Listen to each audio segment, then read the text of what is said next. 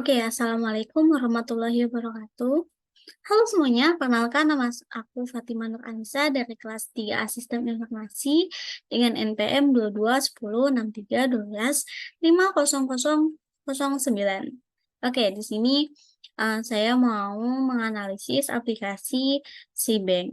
Sebenarnya ini salah satu video dari 9 video yang saya buat sebagai tugas perbaikan UTS yang kemarin. Kalau kalian masih ingat yang 100 video itu, nah itu adalah tugas perbaikan dari video tersebut. Ini adalah tugas video dari perbaikan tersebut. Oke, kayak gitulah. Pokoknya, oke, ini yang pertama kita bakal nganalisis SeaBank. Mungkin teman-teman udah pada kenal yang namanya SeaBank, salah satu bank digital yang ada di Indonesia. Mungkin sebelum kita ke aplikasinya, kita kenalan dulu kali ya dari sejarah, terus keuntungan apa yang kita dapat, terus layanan-layanannya. Oke, saya share screen dulu.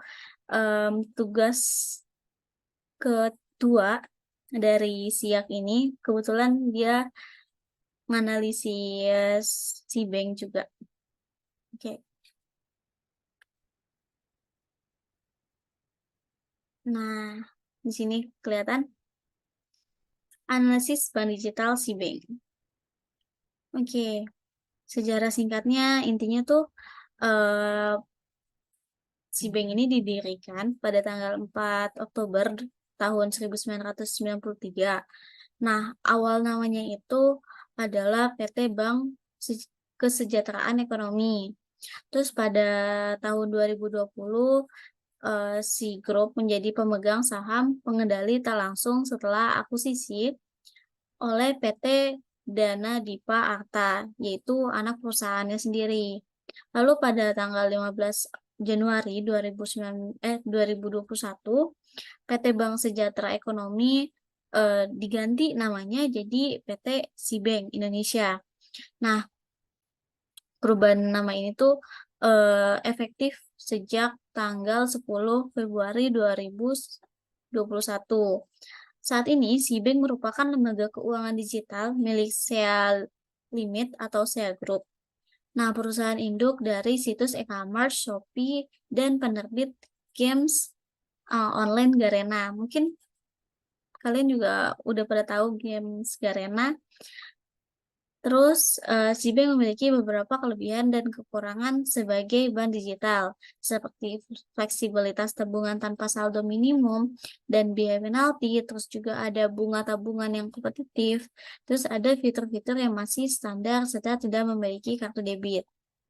Nah, untuk pembahasan lebih lanjutnya mengenai kekurangan dan kelebihan itu nanti ada di bawah lagi. Terus ini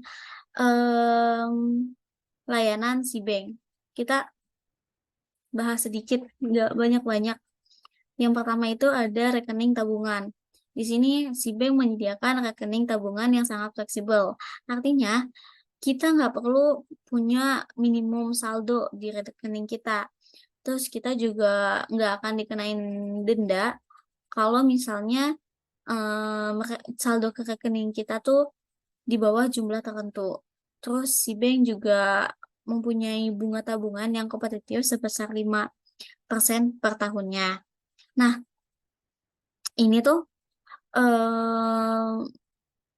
salah satu kesukaan saya gitu di SeaBank. Jadi ketika kita nabung di SeaBank, kita tuh bukannya bayar biaya admin, tapi kita malah dikasih duit bunga saku. Jadi kayak misalnya nih, kita nabung 175 di sini kan, di SeaBank. Terus nanti setiap harinya tuh ya udah nambah aja 18 perak, 18 perak, 18 perak. Begitu terus sampai nantinya dia akan sebesar 5% tiap tahun. Terus ada transaksi. Di sini kita bisa transfer, terus kita bisa bayar tagihan dan lain sebagainya. Terus ada deposit. Sebenarnya saya juga belum menggunakan fitur deposit ini, tapi SeaBank ini menawarkan berbagai produk keuangan, termasuk deposito dengan bunga hingga 6% per tahun yang bisa dicairkan sebelum jatuh tempo, serta produk tabungan dengan jumlah bunga hingga 3,75% per tahunnya. Mereka juga menyediakan berbagai layanan perbankan lainnya seperti pembiayaan dan kredit investasi untuk badan usaha. Dengan berbagai pilihan ini, si Bank Indonesia berkomitmen memberikan kemudahan dan peluang investasi yang menguntungkan bagi nasabahnya. Terus di sini ada riwayat transaksi. Di sini nih, tadi kan saya sempat notice kan, kalau misalnya kita malah dikasih duit sama si bank. Nah, nih, biaya tabungan bunga plus 18 perak per hari. Terus di sini ada pengeluaran saya, transfer ke dana sebanyak 25, terus ada saldo masuk sebanyak 200. Terus di sini kan tadi salah satu produk dari si bank itu Shopee ya. Nah, di sini mereka bekerja sama yaitu si bank X Shopee. Dia ada buka rekening via Shopee, terus akun Shopee-nya nanti dihubungkan ke si bank atau sebaliknya, terus top up dan penarikan dana juga bisa dari si bank, dan pembayaran di Shopee. Terus ada keuntungan kegunaan si bank. Yang pertama, transfer gratis. Nah, ini juga salah satu kesukaan saya di si bank, yaitu 100 kali per bulan kita tuh gratis mau transfer kemana aja dan berapa aja. Jadi nggak usah takut ada biaya admin atau saldo kita kepotong. Terus bebas biaya admin. Nah, bebas biaya admin kan biasanya kalau setiap di bank-bank lain gitu ya, misalnya di bank BCA, nah tiap bulannya tuh ada aja 7.000 per bulan untuk biaya admin. Nah, kalau di bank kita bebas dari biaya admin tersebut. Terus bunga tinggi dan cair tiap hari. Mungkin salah satunya seperti yang sudah saya spill tadi, yaitu bunga tiap kita nabung per harinya tuh nambah kayak gitu. Terus ini ada batas transaksi. Kalau misalnya transaksi ke sesama si bank itu minimalnya ada 1 perak, terus maksimalnya ada 500, terus transfer ke bank lainnya itu minimal 10.000, maksimalnya 100.000. 100 juta. 100 juta. Terus transfer ke bank lain itu minimalnya 10.000, maksimalnya 500 juta, dan lain sebagainya. Sini ada biaya dan bunga. Terus analisis keamanan si bank, legalitas dan penghargaan. Nah, ini kita tuh di si bank udah dapat izin operasi dari OJK. Jadi kita udah nggak usah takut lagi untuk pakai si bank. Terus analisis kenyamanan si bank. Ini analisis saya selama penggunaan kurang lebih waktu itu sebulan menggunakan si bank. Kemudahan penggunaan, UI UX-nya si bank udah bagus. Terus kemudian transaksi, keamanan dan kualitas layanan. Oke, kita lanjut ke aplikasi si bank ya. Kita analisis langsung ke aplikasinya. Oke, sebentar. Iya teman-teman, sekarang kita bakal ngeliat aplikasi Reksadana. Nah, dari tadi kan udah dibahas ya mengenai pendapatan bunga. Jadi bukannya kita bayar admin tiap bulan, kita tuh malah dapet duit dari Sia Bank ini. Kalau nggak salah tuh sebesar 5% per tahun besar kita dapat bunganya. Nah, di sini bisa kita lihat transaksinya, bukti kalau misalnya kita dapat duit dari reksadana. Nih, semua transaksi kita bisa lihat saldo masuknya, saldo keluarnya, pembayaran, bunga dan pajak. Nih di sini nih, kita saya dapat waktu itu 18 perak per hari. Di sini kelihatan tanggal-tanggalnya, teman-teman bisa lihat. Ini tuh kenapa bisa nurun, bisa naik, itu tuh tergantung dari seberapa besar kita nabungnya di si bank. Jadi kalau misalnya kita nabung 175, nah per harinya itu dapat 18 perak kayak gitu. Nih, bla bla bla, sampai hasilnya pendapatan bunga saya sudah mencapai 1042 perak. Ini tuh selama pemakaian si bank selama kurang lebih 2 bulan. Nah, terus di sini kita bisa transfer ke sama si bank, ke transfer ke bank lain. Di sini, tuh banyak banget bank-banknya. Dan lain sebagainya. Masih banyak lagi. Terus kita juga bisa pembayaran virtual account. Nih, di sini saya sudah ada riwayatnya yaitu pembayaran Shopee. Bisa dilihat di sini. Terus top up e-wallet. Nih, transaksi Dana misalnya. Dana tuh di sini udah banyak banget. Udah nggak banyak banget maksudnya. Sudah beberapa sekali saya melakukan transaksi ke Dana. Terus top up tagihan. Nah, di sini kita juga bisa beli pulsa sama data. Terus kita bisa bayar tagihan PLN, kartu kredit, TV, kabel dan internet, BPJS, dan lain sebagainya.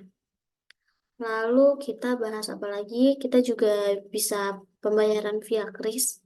Jadi mau pesan apa tinggal